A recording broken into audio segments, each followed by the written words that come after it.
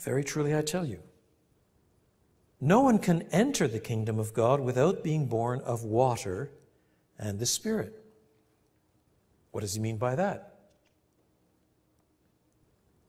Now, I have to tell you, over the generations, people have understood this expression, born of water and the Spirit, in a number of ways.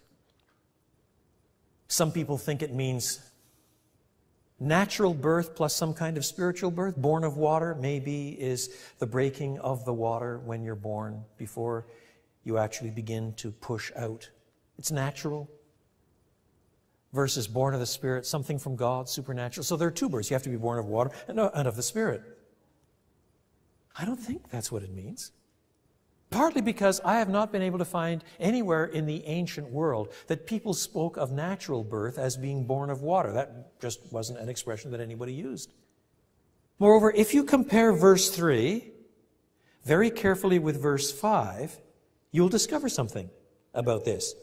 Verse 3, very truly I tell you. Verse 5, very truly I tell you. You see, the two sentences are parallel. Verse 3, no one can see the kingdom of God.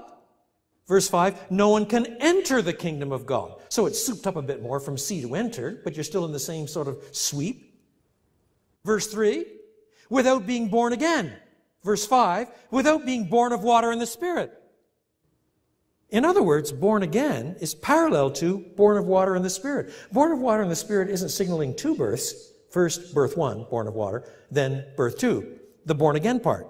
No, the whole expression, born of water and the Spirit, is parallel to born again. So what does John mean by that? What does Jesus mean by that? There's one other small hint that we can pick up before we conclude what it means. Down in verses 9 and 10, when Jesus has given his answer, Nicodemus still doesn't quite understand it. He says, how can these things be? And Jesus replies, you're Israel's teacher? You're the teacher of Israel, probably a title, the Grand Mufti, the Regius Professor of Divinity, and you don't understand these things?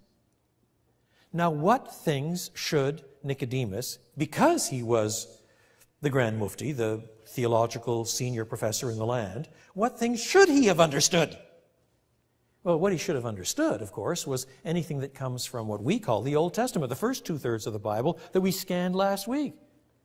So the question becomes, where does that Bible talk about new birth? And the short answer is, it doesn't. But interestingly enough, in quite a few places, it does talk about water and Spirit.